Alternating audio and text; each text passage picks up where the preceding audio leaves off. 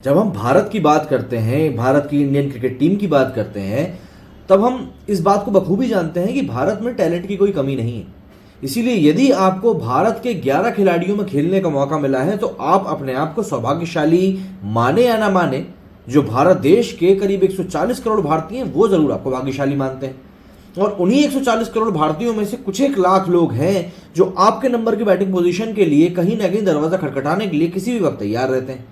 ऐसे में जब आपको मौका मिलता है और आप लंबे समय तक परफॉर्म नहीं करते हो तो सवाल उठना लाजमी हो जाता है। कुछ ऐसा ही इस समय शुभमन गिल के साथ हो गया है।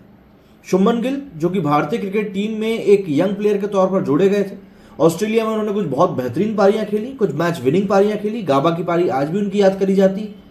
लेकिन पिछले कुछ समय में उनको पाटा विकेट का क्रिकेटर कहा जा रहा है। बोला जा रहा है कि ये खिलाड़ी अहमदाबाद के बाहर तो पूरी तरह से फेल है। इस खिलाड़ी को थोड़ा बहुत भी बॉल घूमती हुई है, थोड़ी बहुत भी बॉल सीम करती हुई मिलती है तो ये बल्लेबाज बैट अपना बॉल पे मार ही नहीं पाता। जहां पर कि हम देख रहे हैं कि हैदराबाद की पिच के ऊपर टेस्ट मैच में भी लोग तेज रन बनाकर अपने मैच को निकाल रहे हैं, वहां पर शुभमन गिल एक बार फिर से 50 से भी कम के स्ट्राइक रेट के साथ में एक छोटी सी 23 रनों की इनिंग खेलकर आउट हो जाता है। सवाल निशान फिर खड़े होते हैं, क्यों? क्योंकि उसी पोजीशन के लिए दरवाजा खटखटा रहे सरफराज खान, अजिंक्य रहाणे, चेतेश्वर पुजारा, रजत पाटीदार, ऋतुराज गायकवाड़, काफी सारे प्लेयर्स हैं। वो सवाल कर रहे हैं कि आखिर शुभमन गिल को इतने मौके पे मौके क्यों दिए जा रहे हैं? क्या इसलिए दिए जा रहे हैं क्योंकि वो राहुल द्रविड़ के फेवरेट प्लेयर?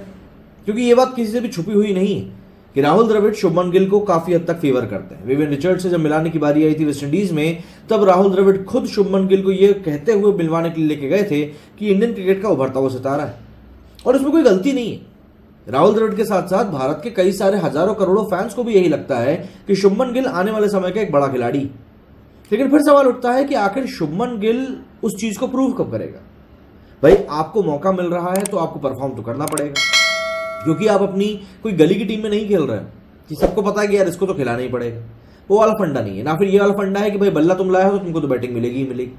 यहां पर कई लोग बैठे हुए हैं जो कि आपकी पोजीशन पर खेलने के लिए बिल्कुल तैयार हैं। उनको चाहिए बस एक मौका कि यार मौका दे दो। ऐसे में कई सारे सवाल हैं इस समय जो सरफराज खान के नॉन सिलेक्शन के ऊपर भी उठ रहे हैं।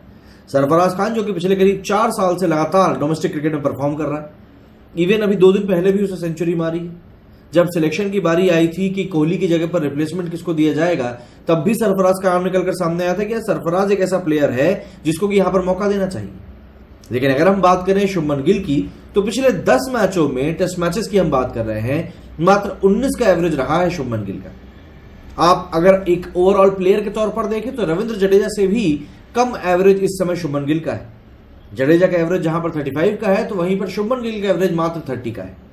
और शुभमन गिल जिस पोजीशन पर आते हैं उस पोजीशन पर आने वाले बल्लेबाज अधिकतर कम से कम 45 के टेस्ट एवरेज से तो बैटिंग करते हैं, बट यहां पर वो चीज भी दिखाई नहीं दे रही। तो ऐसे में सीधे सीधे सवाल अब यही आ रहा है कि भाई शुभमन गिल के लिए क्या टेस्ट और T20 में जगह नहीं है? क्योंकि वनडे में उनकी परफॉर्मेंस ठीक है, अच्छी है। वनडे की उनकी परफॉर्मेंस के ऊपर हम लोग कुछ नहीं बोल सकते, लेकिन टेस्ट और T20 में लगातार एक के बाद एक वो फेल हो रहे हैं। और यही चीज हम लोगों ने शुभमन के साथ में साउथ अफ्रीका में भी देखी थी। फिर उसके बाद में बात फिर वही आ जाती है कि आखिर आप जिन लोगों से कंपीट कर रहे हो, आप कहीं ना कहीं लोगों की जगह भी तो खा रहे हो। मतलब अगर हम लोग एक तरीके से देखें तो ओपनर के तौर पर जायसवाल ने ऑलरेडी गिल को रिप्लेस कर दिया है। अभी तक शुभमन गिल ओपनिंग करके काफी अच्छी बैटिंग कर रहे थे, लेकिन पिछले कुछ समय में जब उनका बल्ला खामोश रहने लगा, जायसवाल को मौका दिया गया। जायसवाल ने उस मौके को दोनों हाथों से पकड़ लिया। जिस पिच के ऊपर इंग्लैंड के खिलाड़ियों के साथ साथ शुभमन गिल भी स्ट्रगल करते हुए दिखाई दिए, उसी पिच के ऊपर यशस्वी जायसवाल ने 100 से भी ज्यादा के स्ट्राइक रेट से रन बनाए, जिसको कि खुद मतलब गिल की जगह पर रिप्लेसमेंट के तौर पर भेजा गया है। अब एक बात ये मानी जा रही थी कि गिल को 3 नंबर के प्लेयर के तौर पर डेवलप करने की कोशिश की जा रही है, जिससे कि उसको एक कुशन भी मिल सके और दूसरी बात वो लंबे अरसे तक उस पोजीशन के ऊपर खेल सके, क्योंकि एज फैक्टर भी उसके साथ है।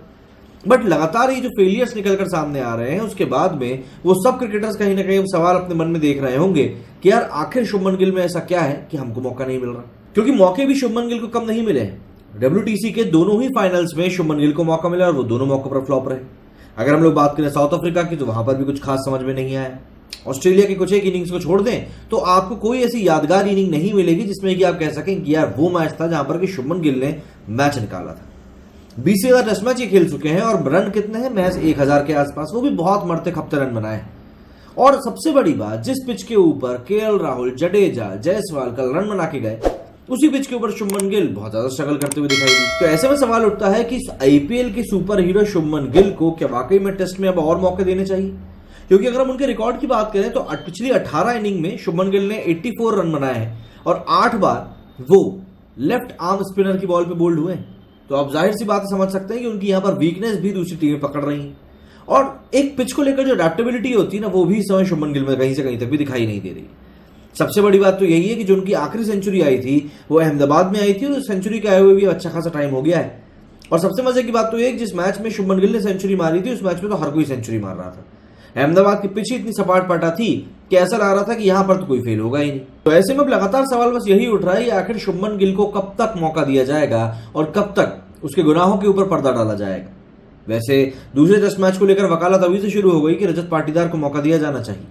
आपका क्या कहना है इस बारे में? कमेंट करके जरूर बताएं। मेरे स्टूडियो फिलहाल इतना ही। जय हिंद, जय भारत।